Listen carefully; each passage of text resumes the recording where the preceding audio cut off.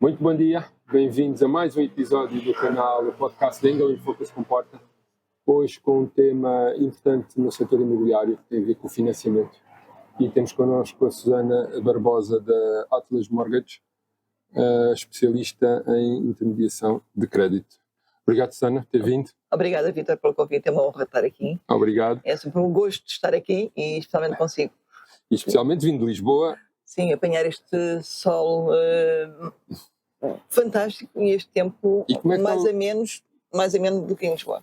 Como é que está o plano de mudar-se de Lisboa aqui para o pé de nós, na Comporta? E deixar Lisboa e estar aqui dedicado a só um segmento de luxo? É uma ideia, mas não para já. Até porque este projeto ainda é recente, da intermediação de crédito, ou seja, só explicando aqui um bocadinho. Agora fizeste a pergunta e não estávamos no coisa, mas saiu-me de repente. Mas tranquilo que eu agora ia fazer a introdução. Porque nós temos vários parceiros em Lisboa e cada vez que vêm cá, como é óbvio, comporta-se, qualquer dia mudam para cá também, de armas e bagagens. E tanto esta pequena provocação. Mas estava-me a dizer, em termos de Susana, queres falar um bocadinho do seu perfil, em termos de experiência profissional, antes de irmos ao tema que nos traz hoje? Sim. Claro que sim. Eu tenho 57 anos, trabalhei durante 28 anos na banca de investimento, ou seja, é uma área que não tem nada a ver com intermediação de crédito nem com imobiliário. Eu estava... ou seja, trabalhei numa sala de mercados durante 27 anos. Não tem nada a ver com este mundo. Ao final de 27 anos e mais um tempo, saí.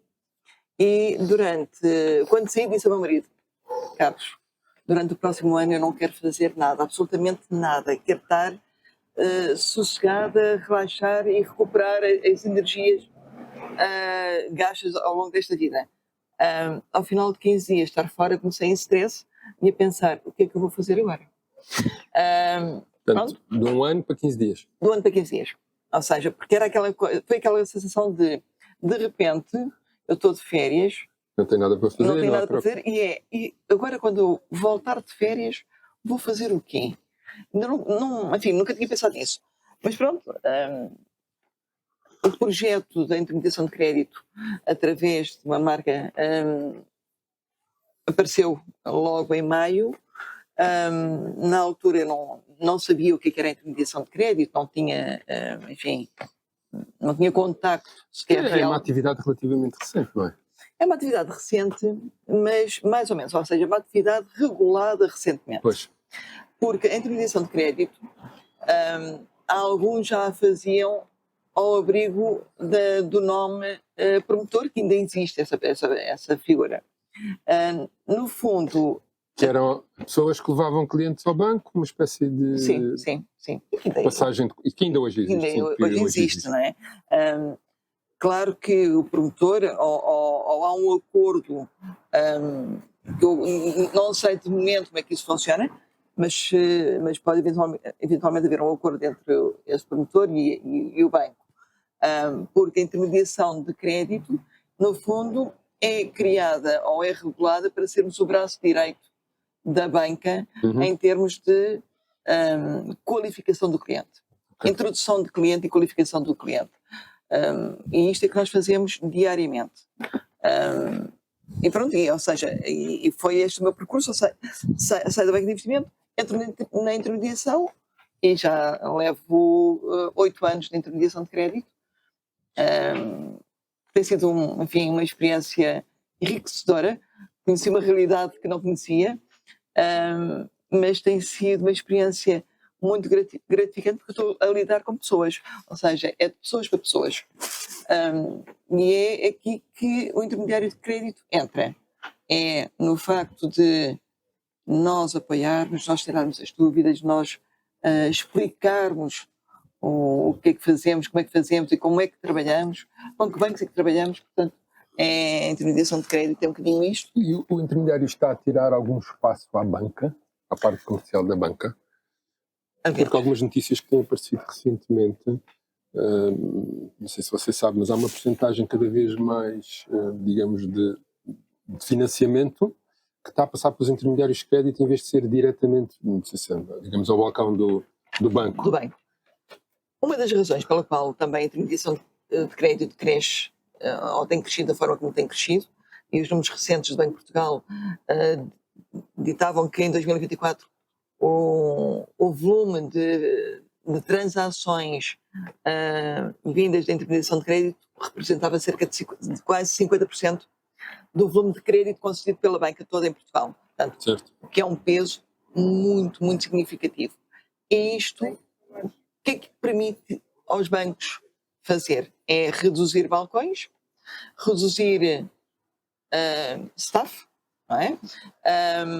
Porque no fundo têm os intermediários de crédito, Já a levam montante, a fazer, a introduzir os clientes, fazer a parte comercial. fazemos a parte comercial, com E, uma portanto, os vantagem. processos já chegam mastigados, já chegam preparados em cima da secretária e, portanto, É mais fácil. não há negociações, não há não sei quantas simulações, não há Exatamente. pedidos de documentação, aquilo tudo. Somos nós que fazemos essa figura toda. Ou seja, no fundo, imagina que nós estamos num banco e que a nossa função seria só exclusivamente tratar de crédito.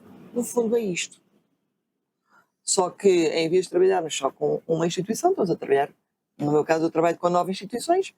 Portanto, Há grandes diferenças entre depois estas instituições? Quer dizer, hoje em dia as taxas, se um dá 2,50, outro dá 2,45, outro dá 2,60, portanto, não é aqui. São euros ao final. Exatamente. O que está, a diferença tem a ver com o perfil de cliente. Há instituições que não aceitam ou que não aceitam certo e determinado perfil de cliente. Estão mais focados num segmento. E há outros que estão. Há uns que aceitam, por exemplo, o segmento que eu trabalho muito, que é não residentes e também clientes NI, em Portugal, que têm muitos recibos verdes.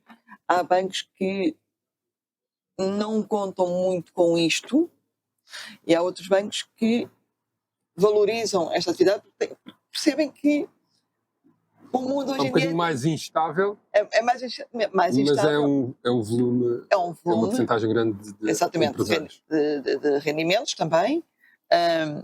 E o futuro é isto, vai ser isto, ou seja, aquela teoria que ainda existe muito em Portugal, só vamos conceder crédito a quem é empregado por conta do outrem.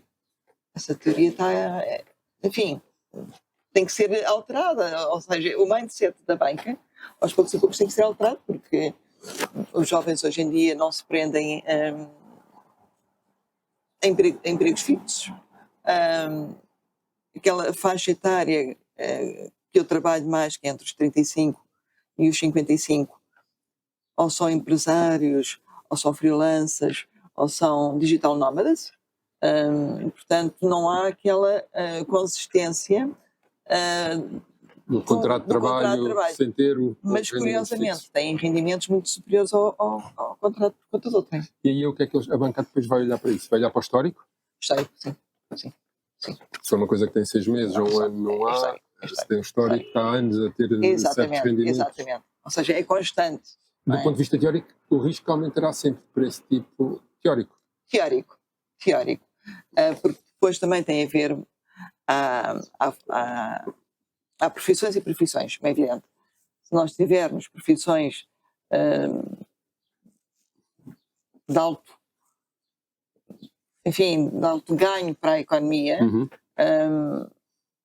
os bancos preferem quase isso do que o certinho, não é? Ou seja, porque eu tenho ali uma pessoa qualificada e eu sei que ao longo dos últimos 2, 3, 4, 10 anos ou 20 anos o rendimento dessa pessoa foi sempre constante. Mas, enfim, temos inflação, portanto, vê-se aqui um crescer de rendimentos na ação. E o impacto de ser clientes portugueses ou estrangeiros? Porque os portugueses têm cá o histórico todo, o Banco de Portugal, aquelas coisas. Quando é os estrangeiros, onde é que isso depois influencia? Eles têm que trazer... Sim, têm que trazer, ou seja, aí... histórico de lá de fora? Sim, aí é a nossa função 60% do meu volume é não residente. Não residente, estrangeiros. Estrangeiro. Ou seja, é muito americano, inglês, alguns franceses. Atualmente, no último ano, tenho tido muito, mas mesmo muito alemão. Sempre naquela faixa dos 35, 55, 57 anos, em que têm vários tipos de rendimento, ou seja, várias fontes de rendimento, e nós temos que pedir tudo, Vítor. Aqui é... Mas eles lá têm o Banco de Portugal ou o Banco da Alemanha, que também têm aqueles relatórios. Ou seja, nós aí temos que pedir a identificação do cliente, normal, não é 6 recibos de ordenado, muitas vezes, depende da sua profissão, pedimos 1 ano ou mais de recibos. O tax report, ou seja, o IRS, não pedimos do último ano, pedimos de 2 ou de 3 anos, para vermos o histórico. E a consistência. A consistência, não é? A consistência exatamente. Dos rendimentos. Pedimos o credit report, ou seja, o mapa de responsabilidades do país de origem ou das várias jurisdições onde o cliente tenha atividade e rendimentos. Portanto, há clientes que o alemão tem muito isto, que é alemão, mas depois trabalha na Suíça, não é? Portanto, Luxemburgo também. Ou Luxemburgo, exatamente. E, portanto, nós vamos necessitar do SCHUFA, que é o Credit Report alemão, e do ZECO e do ICO na Suíça. Okay. Portanto, se eventualmente ele já tiver atividade em Portugal, também o de Portugal. E são documentos internacionais, portanto a banca portuguesa aceita isso? Não são documentos oficiais. Sim, portanto a banca portuguesa isso não levanta... Não, aliás, é mandatório fazer esta apresentação. Ou seja, curiosamente, estes credit reports destes países não são tão ao detalhe como o nosso, mas dizem se têm algum tipo de crédito, se têm algum histórico de incumprimento. Pronto. Isto, no fundo, é um conforto também, porque a banca portuguesa, e convenhamos que o cliente não é português, ninguém o conhece, não é? Portanto, há que me mostrar se eu estou a querer financiamento noutro país. Pronto, e depois enfim, tipos de morada, a documentação é toda ela igual, ou seja, identificação, NIF português, eles têm que ter sempre NIF português. Certo. Antigamente podia-se fazer simulações sem NIF, ou com NIF criado. Hoje em dia já não é possível, é obrigatório eles terem NIF, não há escritura sem NIF, como é evidente. E depois é toda a parte fiscal do cliente, ou seja, os IRS dos últimos 3 anos, nós, há um tempo para cá, estamos a pedir 3 anos. Porque às vezes há um muito bom, depois há o de há 2 anos é mau porque apanhou ali qualquer coisa. Mas se eu mostrar que teve um bom em 2022, um menos bom em 23 e agora novamente um bom em 24, eu mostro que há ali uma consistência. Certo. Houve algum evento em 23 para ele não ter um rendimento tão regular como teve em 22 ou em 23. E é isso que temos que explicar à banca. Ou seja, no fundo, nós temos que conhecer muito bem o cliente, os extratos bancários, os clientes. Curiosamente, o cliente não residente dá de imediato a documentação. O português já é carga de água que querem saber dos meus extratos. É nos extratos que muitas vezes se descobre coisas. Isto tudo, analisado ao detalhe, é enviado para a banca, já, enfim, como nós costumamos dizer, mastigadinho. Preparadinha, para pinha, é só pôr no... Esses clientes, os 60% estrangeiros, não residentes, e são pessoas com a segunda habitação mais? Há aqui alguma... porque aqui sabemos que a zona, digamos, comporta é quase sempre segunda habitação. E em Lisboa, assistimos que vivemos cá muito Sim. estrangeiro a vir viver. Mantém-se primeira habitação ou segunda habitação? Regra geral, e isto é uma forma como nós trabalhamos na Atlas, é se o cliente tiver capitais próprios, eu muitas vezes faço habitação secundária, mesmo que seja a habitação própria permanente. A partir de um certo montante é indiferente ser a própria permanente ou secundária, por causa do IMT, 648 mil euros de IMT é indiferente seja primária ou secundária. Fazemos secundária por uma razão muito simples.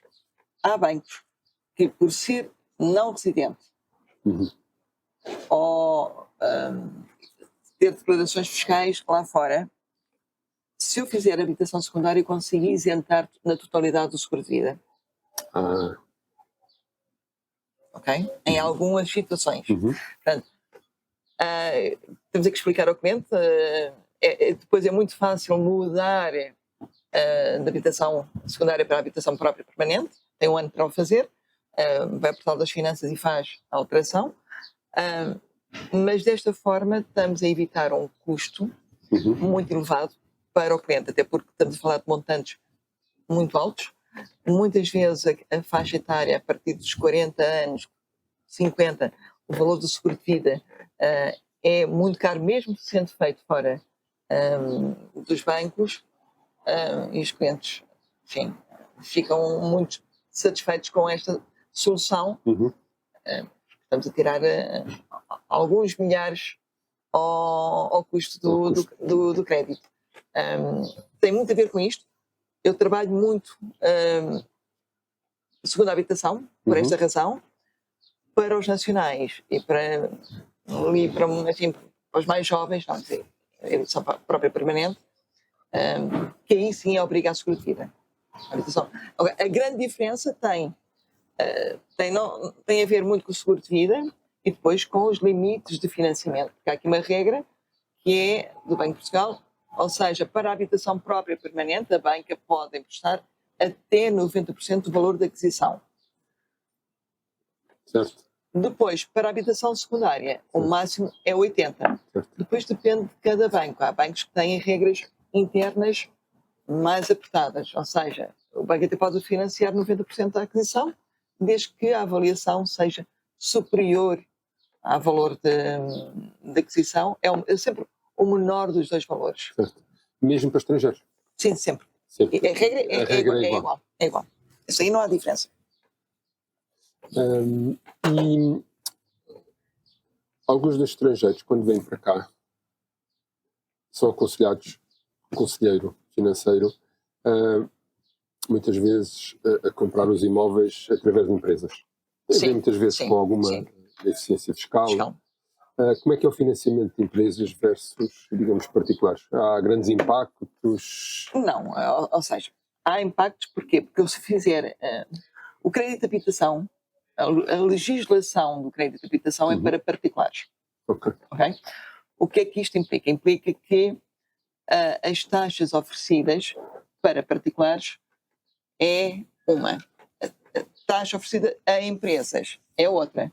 Mas, regra geral, se o documento for bom, estamos aqui a falar no limite para aí mais 1% de diferença, não é por aí. A nível fiscal para o cliente é vantajoso. O estrangeiro, quando vem, muito dele tem rendimentos muito superiores lá fora, ou seja, as aplicações que têm, os seus investimentos têm uma taxa de retorno muito superior à taxa que vão pagar aqui sobre um crédito para a aquisição de um imóvel, e, portanto, só os investimentos pagam na totalidade o custo do crédito em Portugal. Portanto, e é uma das razões. Autofinancia-se. E é uma das razões pela qual nós vimos também muita gente a vir para Portugal a comprar, tem a ver muito com isto. Por exemplo, o americano tem taxas de 6%, tem os seus ativos aplicados, muitos deles a 6, 7, 8 ou mais, financiam-se aqui a 2 ou 3%. É a taxa neste momento? Sim, as taxas. Em média, andamos 2-3%. Sim, sim. Ou seja, o que se passa é as taxas mistas, que é aquilo que está mais em vigor atualmente. Temos um banco que está a oferecer 2%, taxa fixa a 2 anos, e depois temos o resto da banca que anda entre os 2,25 até 2,75. A taxa mista, 2, 3, 4, 5 anos. As taxas fixas estão muito altas, comparativamente. Isso, porque há tendência, aliás, já não é uma tendência, a gente vê que os indexantes de Euribor estão a descer, se calhar não tão rápido quanto se previnha. A verdade é que também há aqui condicionantes mundiais externas que não dá estabilidade aos mercados. O que é que vai acontecer nos próximos anos? Sem querer ser aqui a bola de cristal. Porque as taxas mistas apareceram nesta fase um bocadinho quando as taxas estavam mais altas. Parece-me que é uma maneira dos bancos cativarem com uma taxa fixa, portanto, de alguma maneira subsidiam o financiamento. O que é que vai acontecer nos próximos tempos? As mistas vão desaparecer? Não, acho que as mistas vieram para ficar. Em Portugal, nós tínhamos cerca de 70% ou mais do financiamento em taxa variável. Neste momento, ainda a percentagem de taxa variável ainda se mantém alta, mas o crédito novo, de há uns anos para cá, é praticamente todo ele em taxa mista. A taxa fixa, só em alguns casos, é que é usada, especialmente se a taxa de esforço do cliente não permitir ir para taxa mista ou variável. A nível de taxas, aquilo que nós temos que pensar é, nós passámos de 8 para 80. Tivemos durante 10 anos um evento histórico único na Europa. Foi taxas negativas, que nunca tinha existido e nós não conhecíamos. Nem os contratos estavam preparados para isso, não é? Portanto, houve aqui algum stress por parte da banca, sem dúvida, e houve oportunidades fantásticas de contrair crédito nessa altura. Depois, com o Covid e com a guerra da Rússia-Ucrânia, as taxas subiram desalmadamente, como nós assistimos. E agora, ou seja, a taxa de inflação subiu, portanto, logo as taxas de financiamento acompanham a evolução das taxas de inflação. Aquilo que nós temos que perceber é, o mandato do BCE é manter a taxa de inflação estável em torno dos 2%. Historicamente, a taxa de um crédito é cerca de 2% também. Ou seja, ao longo da vida. Certo. Mesmo uma variável. Ou seja, temos alturas mais altas, temos alturas mais baixas, mas, grosso modo, a linha é uma tendência em torno dos 2%. A Euribor está, neste momento, 2,05, 2,08, e a taxa de inflação está próximo dos 2%. Há no mercado ainda quem tem a expectativa que o Banco Central Europeu ainda venha a cortar 0,25. Uns acreditam que em setembro, outros acreditam que seja só em dezembro. O BCE já deu um sinal até esta semana de que se calhar estamos agora aqui num período mais longo de estabilidade de taxas. E isto é o que é o normal. Portanto, vamos ter aqui oscilações da Euribor, consoante esta guerra comercial estamos a assistir, portanto, estamos tendo aqui alguma instabilidade, mas eu acho que não irá descer muito mais. Só se houver uma grande crise, porque nós estamos com taxas de inflação em torno de 2%, com emprego pleno. Não é suposto voltarmos a assistir a taxas negativas, não, enfim, não vou dizer que não venha a acontecer, que ninguém sabe, mas não é suposto virmos a assistir novamente a taxas negativas tão depressa.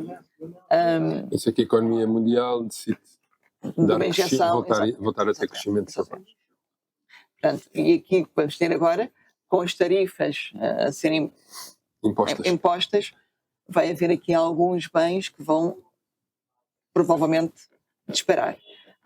E, portanto, há aqui a inflação que vai ter que ser muito bem ajustada, muito bem controlada, porque se a inflação sobe...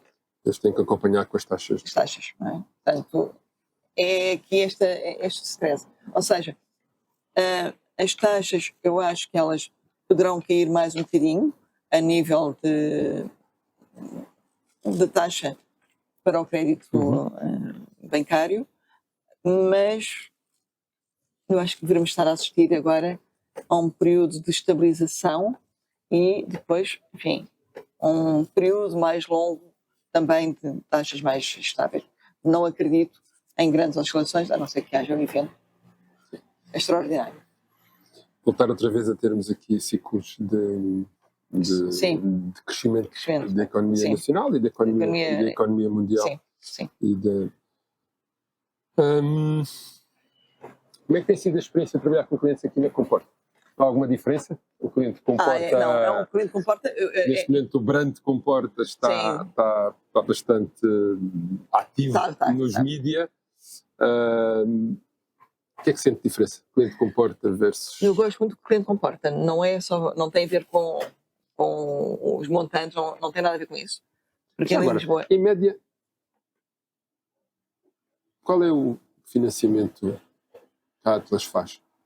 O nosso valor médio. Ticket médio é na ordem dos 400 mil. Porquê? Porque nós, desde o início... Há clientes que se calhar pedem 1 milhão e há outros que pedem 200 mil. Sim. Mas nós trabalhamos muito um segmento médio-alto e foi sendo construído naturalmente, ou seja, não foi com o foco de só trabalhar aquele cliente, não. Aliás, eu não sabia o que era a intermediação de crédito, portanto, as coisas foram acontecendo. Aquilo que eu sabia era, eu tinha experiência da banca de investimento e na banca de investimento nós aprendemos a tratar muito bem o cliente. Eu acho que é essa... Serviço. Eu acho que é essa a grande diferença.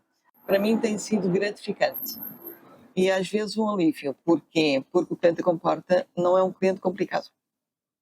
Em termos de financiamento. Ou seja, nós pedimos a documentação. Eu tenho muitos clientes que no próprio dia me dão a documentação toda. E não fazem perguntas. E não questionam porquê. E se eu necessitar de mais, eles dão. Em Lisboa já há um outro tipo de segmento, também segmento médio-alto, mas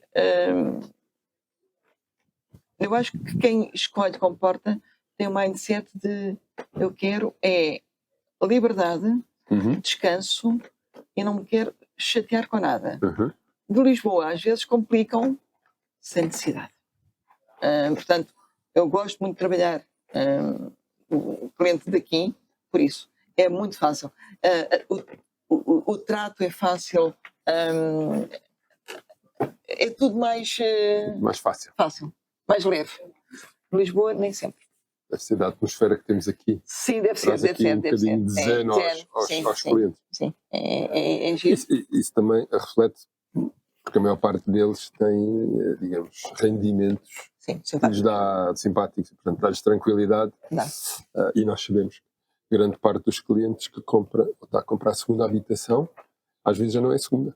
É a terceira, ou a quarta, ou a quinta, ou sexta, ou a sétima. Portanto, às vezes já não são a segunda habitação, já é meramente um investimento imobiliário que é, vou fazer investimento, tenho fundos, vou fazer investimento aqui, sempre sempre com a perspectiva do potencial de valorização a médio e longo prazo na venda, e depois, por outro lado, com o investimento de curto prazo. Todos eles, diria, estão a fazer short rentals, arrendamentos de curta duração, o que lhes permite, como estamos há bocadinho a falar, que é o financiamento autoliquida-se com as receitas, dos arrendamentos. Eles fazem muito também porque é diversificação de risco, país. Há muitos que têm concentrado, por exemplo, o americano tem muito concentrado nos Estados Unidos, em várias zonas, mas país é Estados Unidos. Aqui derivado às taxas que Portugal pratica, que a banca portuguesa pratica, que é mais baixa do que em grande parte dos países até da zona euro, associado ao clima, à facilidade que eles têm de voo de Nova Iorque, por exemplo, para cá, para eles é uma win-win situation. E depois temos aquela faixa etária. Eu tenho muita sensação da faixa etária aqui da Comporta ser entre os 45 e os 55. Portanto, já têm os filhos criados. Ou o oposto. Sim. Isto é, os miúdos ainda, sentimos muito, ou os miúdos ainda são pequeninos e alguns clientes dizem, não, isto agora é para estarmos aqui pelo menos 10, 15 anos, até que eles cheguem a uma certa idade que o destino comporta, se calhar depois já não é compatível com as vontades dos jovens. Dos miúdos, sim. Tem a ver com a noite e portanto vemos muito o cliente com os miúdos pequeninos e estão a procurar uma casa de férias para anos, ou então os pais eles já estão entregues e os pais já vêm e eles quando quiserem vêm e trazem as suas famílias. É isso que eu noto, é muito esse o meu target, ali dos 45. O meu target, ou seja, a nível de americanos é muito entre os 45 e quase até aos 60. O alemão já é diferente. Por exemplo, o alemão de Lisboa já é mais jovem, tem os filhos, traz os filhos, portanto, os colégios e estar ali mais próximo. E depois o alemão, a partir dos 50, também para aqui, para a zona da Comporta. É giro porque nós percebemos aqui muito. As dinâmicas são diferentes consoante porque o último ano aqui o mercado alemão caiu um bocadinho em termos de procura. Sempre foi praticamente a primeira ou segunda geografia e agora este ano, o último ano, muitos ingleses, muitos americanos, os alemães e os suíços baixaram um bocadinho em termos de procura. Em Lisboa estou a notar muito alemão. Aliás, neste momento estamos com muitos processos de alemães. Pois. Alguns já residentes fiscais em Portugal, outros que estão a investir em Portugal e na zona de Lisboa, muitas vezes também, porque são trabalhadores de empresas alemãs que vêm deslocados para cá e, portanto... Mas teletrabalho ou não, são funções de management e, portanto, acabam por escolher ali muita zona de Lisboa, Cascais, muito derivado também às funções. Tenho tido algumas experiências dessas. Metem-se num avião, vão um dia ou dois algures à Europa Central e regressam e depois estão a trabalhar o resto da semana de casa. Há muito isso. Basicamente ou seja, neste momento é alemães, ingleses, americanos. Curiosamente, nós não trabalhamos muito o cliente brasileiro e é sem dúvida a das geografias que mais procura Portugal. Estamos a ter também agora um fluxo não muito normal de italianos, mas jovens. Mais jovens. Vêm trabalhar? Vêm trabalhar. Vêm trabalhar.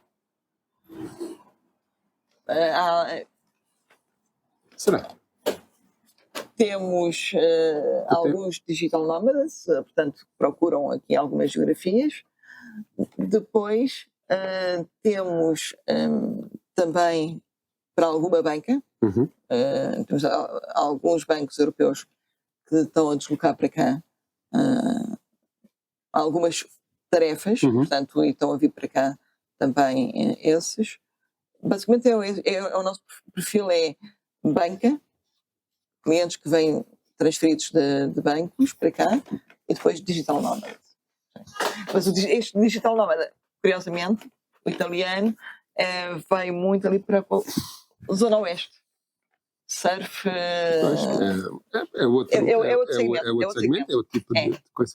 E outra faixa etária também. E novidades em termos de mercado imobiliário, portanto, estamos a ver uma expansão das principais marcas a instalarem-se na Comporta, é uma evolução.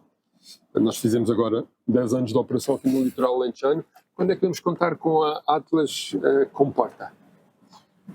Essa está, enfim, não, esse projeto está em cima da mesa. Tá? Tá. Expandir um pequeno escritório? Sim, está em cima da mesa, tá. Já há algum tempo. Estava aqui a meter um bocadinho de, como dizem, precisa um bocadinho de ferro, afinal... Não, ou seja... a fundo. Começa a haver volume. Começa a haver volume. Proximidade aqui também, não é? Eu acho que estarmos próximo do cliente, próximo do consultor, explicar, estar face to face com o cliente logo, é uma mais-valia. Aliás, eu não gosto de fazer processos, aliás, não há um único processo em que nós não estejamos pelo menos 2 vezes com o cliente. Também parte do serviço. Nós temos que estar com o cliente, sempre. Muito bem, ficamos à espera dessas sim, novidades. Sim, mas isso é uma das soluções que nós temos em cima da mesa neste momento. Temos o nosso escritório em Lisboa, num sítio muito central, e depois é estar próximo nós queremos estar próximo do nosso cliente. Muito bem. Eu acho que é isso que faz a diferença. Obrigado por partilhar esta, não sei se é novidade, eu estava só aqui a picar um bocadinho, sim, porque vou picando toda a gente, não, mas em todas as áreas para verem, porque continuamos na Comporta, o segmento imobiliário está a crescer, mas ainda temos aqui muita falta de serviços profissionais de todas as áreas, desde a arquitetura, a construção, limpezas, decoração, e portanto financiamento, intermediação de crédito, e portanto bem-vinda. Obrigada, Vitor, por esta simpática conversa. Obrigado, meus amigos, por assistirem a mais um episódio do canal podcast da Angle Focus Comporta, e brevemente vamos ter mais um episódio que será seguramente interessante. Obrigado e bom dia.